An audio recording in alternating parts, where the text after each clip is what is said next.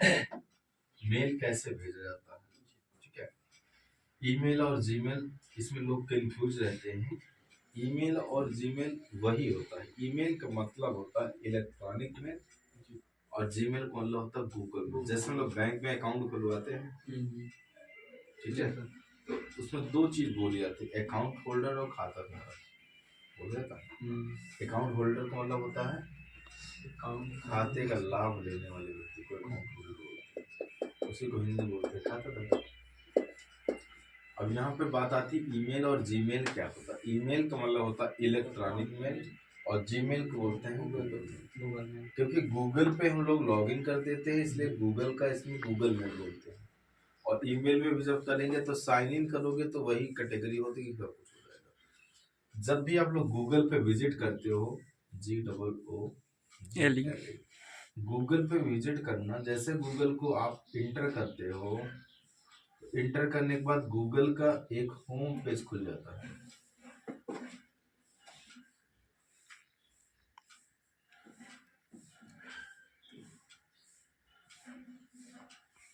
Google home page खुलता है।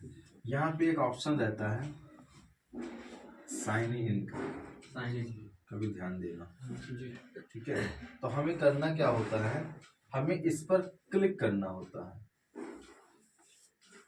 इसमें क्लिक करना होता है। जैसे हम लोग क्लिक करेंगे, सर्वर को से सर्व करता है, सफरिंग करता है, और एक पेज खुल जाता है। उस पे आता है यूजर नेम और आईडी या पासवर्ड, जो भी ऐसे ही कुछ लिखा रहता है। ठीक है, अगर आपने पहले से बना रखी है तो अपनी आईडी डालिए और पासवर्ड डाल दीजिए, और इसे क्या करिए, लॉगिन कर दीजिए, साइन इन कर दीजिए। ठीक है, तो आपका क्या होगा, जो भी आपकी आईडी पासवर्ड क्रिएट है ईमेल में, जीमेल में, वहां से उसका पेज खुल जाएगा। जैसे हमारी आईडी बनी है अपनी संस्था की, RG किशन, और ये सिंबल @ का होता है। और ये जीमेल हम क्यों लगाते हैं, जीमेल इसका डोमेन नेम मतलब उसका समानार्थी शब्द है, उसके सहायक है, इसका परिवार है, फैमिली है, गूगल की फैमिली है। तो ये आपका फॉर्मेट शो करता है, ये आपकी आईडी शो करता है। अब पासवर्ड अपना जो भी आप डालोगे, अपना date of birth, mobile number, और जो भी निकनेम, जो भी आपका एनिमल, जो भी आप ETC डालना चाहते हो डाल दीजिए। और जैसे ही इतना करने के बाद आप यहाँ पे साइन इन या लॉग इन, या जो भी होता है वहाँ पे साइन पे आप उसको क्लिक करना है। जैसे क्लिक करोगे, इसका एक होम पेज फिर खुल जाएगा।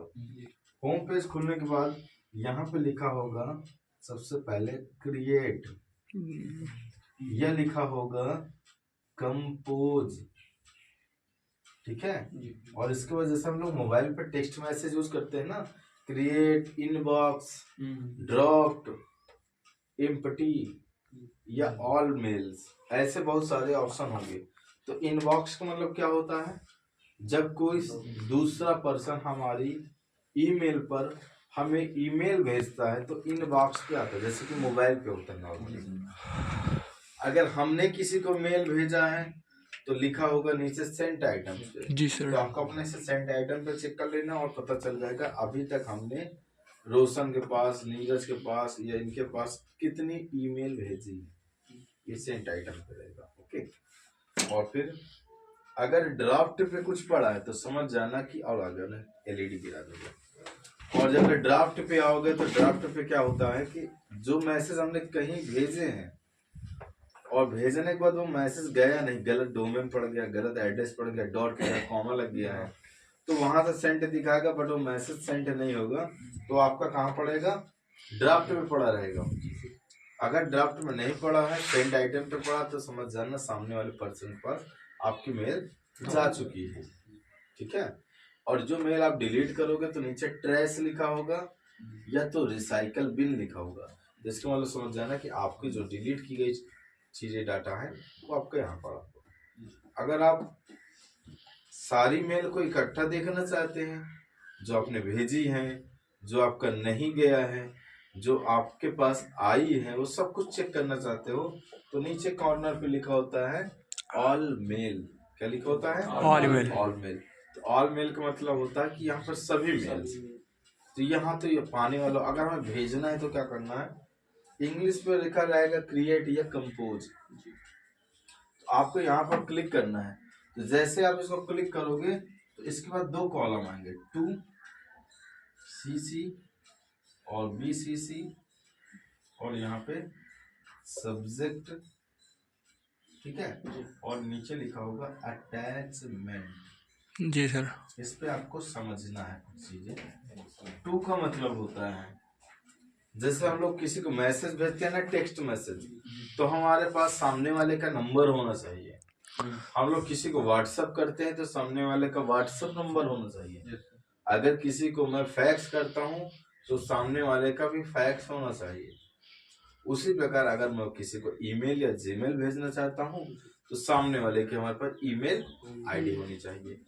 तो जैसे मैं किसी को आईडी भेज किसी पर्सन को कोई डाटा भेजता हूँ, उसकी आईडी है मनीष 567@gmail.com। ठीक है, ये हो गई सामने वाले की ईमेल आईडी जिस पर हम अपना डाटा भेजना चाहते हैं। अच्छा, ये सीसी का मतलब, बीसीसी का मतलब क्या होता है? आप यही मेल कई जगह भेजना चाहते हो तो आप सीसी पर क्लिक करोगे, कार्बन कॉपी, उसी में से आप कई सारे लोगों की आईडी डालोगे, खत्म हो जाएगा, फिर कई सारे लोगों का आईडी डालोगे, फिर यहाँ खत्म हो जाएगा। आप इसी प्रकार कई सारे लोगों की आईडी मेंशन कर सकते हो। तो ये जो डाटा होगा कई सारे विभाग में अलग अलग सब लोगों के पास भेजा जा सकता है, या सभी स्टूडेंट्स को भेजा जा सकता है, या किसी अन्य पर्सन को भेजा जा सकता है। पता लगा हम में से के पास यही ईमेल आईडी भेजना है, कोई रिकॉर्ड है तो सबके पास एक एक बार नहीं भेजिए। सही बात।